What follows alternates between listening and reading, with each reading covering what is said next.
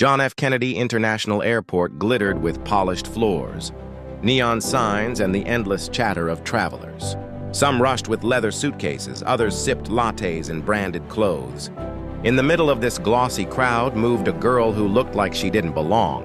She was 16, dark-skinned, thin, dressed in plain jeans and a faded hoodie. Her sneakers were clean but old. Her backpack clutched tightly as if it carried her entire world. She walked with her head down, eyes flicking nervously from one sign to another. Her boarding pass read Executive Class, New York to Florida, Seat 4A. Inside the aircraft, Executive Class glowed like a different universe. Wide leather seats, golden lights, champagne bubbling in crystal glasses. People in suits stretched comfortably, chatting as though they owned the sky. The girl slipped into Seat 4A quietly. She didn't lean back or order a drink. She hugged her backpack and opened the safety card, pretending to study it just to avoid the stairs. Then came the footsteps. A tall blonde flight attendant paused mid-walk, eyes narrowing at her. The professional smile faltered. "Excuse me," she said, voice dripping with disbelief. "You can't sit here." The girl's fingers trembled as she held out her ticket. This is my seat, 4A." The attendant leaned closer, lowering her voice but not her cruelty. "Who let you in here? This section isn't for you. Monkey girl, did you sneak on board? You look like you belong at the back or outside begging." A ripple moved through the cabin. A few passengers glanced, some chuckled under their breath. Others simply turned away, too polite or too cowardly to interfere. The girl froze. Her knuckles whitened around the backpack straps. She wanted to speak, to protest, but her throat closed. Years of surviving insults had taught her silence hurt less than fighting back. "Stand up," the attendant ordered. "You can't stay here." But before the girl could move, a voice came from 2 rows behind, deep, calm, yet sharp enough to slice the air. "Is there a problem with my daughter's seat?" Heads turned. Passengers gasped. The flight attendant spun around, her face draining of color. Because the man who had stood up was not just another traveler. He was Richard Hale, CEO of the airline itself. The air thickened as Richard Hale stepped into the aisle. He wasn't loud, but the authority in his voice pulled every eye toward him. The blonde flight attendant, flawless a moment ago, now looked as though the floor had dropped beneath her. "Would you like to repeat?" Richard said evenly. "What you just called this passenger?" The cabin stilled. Even the hum of the engine seemed quieter. Passengers who had smirked seconds earlier now shifted in their seats, suddenly uneasy. A few raised their phones higher, recording without shame. The flight attendant swallowed hard. "Sir, I only meant I was making sure the executive class remained comfortable. I thought—" Richard cut her off. "You thought that because she looks different, she doesn't belong? You thought a hoodie and dark skin meant she couldn't pay for this seat?" The girl in 4A lifted her head, shocked. She hadn't known her father was on this flight. She hadn't expected him to defend her, certainly not like this. The attendant's lips trembled. "It was a misunderstanding." "No," Richard said firmly. "A misunderstanding is spilling water on a passenger. What you did was cruelty. You called her a monkey. You called her a beggar. Those words don't slip out. They live inside you." A gasp rippled across the cabin. A woman covered her mouth. A man muttered, "Unbelievable." The passengers were no longer amused. They were witnessing something ugly unravel in real time. Richard's gaze swept the room. "All of you heard it, and most of you sat silent. That silence is as dangerous as her insult." The flight attendant's eyes brimmed with tears. She whispered desperately, "Sir, please. I didn't know she was your daughter." The words backfired. Murmurs shot through the cabin. Some shook their heads in disgust. Richard's voice turned icy.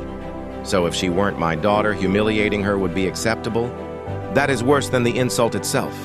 He signaled to another attendant. "Escort her off duty. She will not serve this flight." The blonde attendant pleaded, but the decision was final. She was led away, shaking as whispers filled the cabin. Richard turned back to his daughter. For a moment, the powerful CEO looked simply like a father. Regret etched across his face. The girl blinked rapidly, clutching her backpack. Relief mixed with confusion. Pride mixed with doubt. Was he protecting her because he loved her? Or because the world was watching? As the plane climbed higher into the sky, the question lingered, heavy and unanswered. The aircraft cruised smoothly above the clouds, but the executive class cabin felt far from peaceful. No one touched their champagne. Conversations had gone flat. The scene from moments ago still burned in everyone's minds. The teenage girl sat stiffly in 4A, backpack clutched close. She could feel the weight of glances, some ashamed, some curious, some still judgmental. She hated attention, especially like this. Across the aisle, a middle-aged woman finally leaned forward. Her voice was small but heavy. I owe you an apology, she told the girl. I laughed earlier. I didn't think. I was wrong. The girl blinked, stunned. She had never been offered such words before. She managed only a quiet nod. A businessman cleared his throat. She's right. We should have spoken up. Instead, we sat here sipping drinks while a child was insulted. It spread like ripples. Passengers shifted, realizing how easily they had accepted silence. Shame filled the golden-lit cabin. Richard Hale stood again, not with anger this time, but with a steady sorrow. Do you see what just happened? He said, sweeping the cabin with his eyes. Prejudice doesn't always shout. It often hides. In our laughter, in our silence. That is how cruelty survives. A man near the window dared to ask, "But sir, why didn't you stop it sooner? Why wait until it got that bad?" The question pierced the room. Even the girl turned, waiting. Richard inhaled slowly. For the first time, his mask of power slipped. Because I wanted to see if anyone else would act. I wanted to know if decency still lives when no one is watching. I waited, and we all failed, including me. The confession dropped like a stone. The passengers looked down at their designer shoes, uncomfortable. The girl's eyes widened. She had never heard her father admit failure, not in business, not in anything. His gaze met hers. His voice softened. I failed you too, sweetheart. Not just tonight. For too many years. Her chest tightened. She swallowed hard, blinking fast, but the tears still threatened. For years, she had felt invisible to him, just another shadow in his empire. And now, in front of strangers, he was saying what she had longed to hear. The cabin stayed hushed until a child's innocent voice rose from the front row. "Mommy," the boy whispered loudly. "Why did that lady call her a monkey?" "She's just a girl." The words struck deeper than any lecture.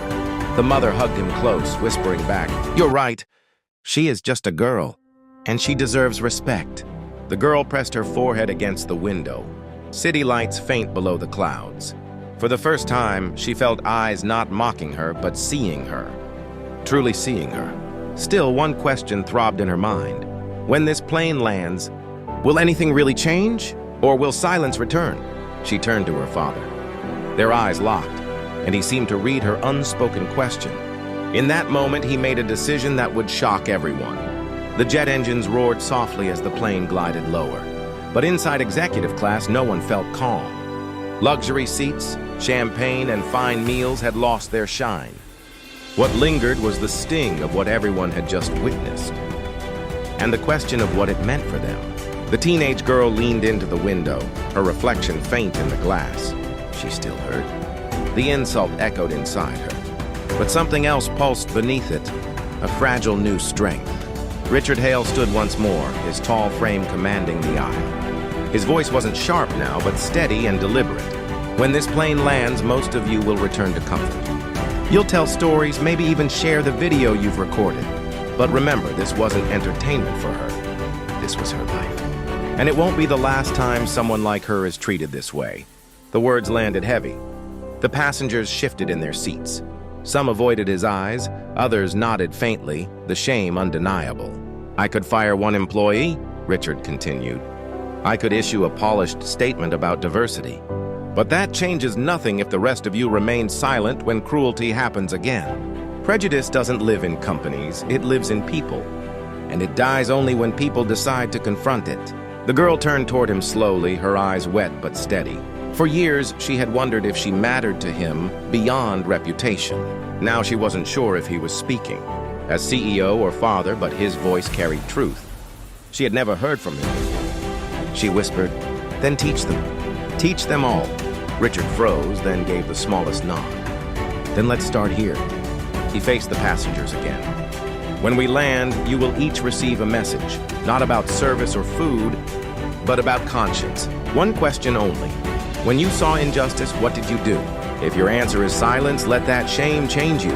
If your answer is courage, let it guide others. But if your answer is nothing, then tonight must be the last time. No one spoke. Some dabbed at their eyes, some stared into their laps. The lesson was unshakable now. The girl leaned back, her chest rising with a shaky breath.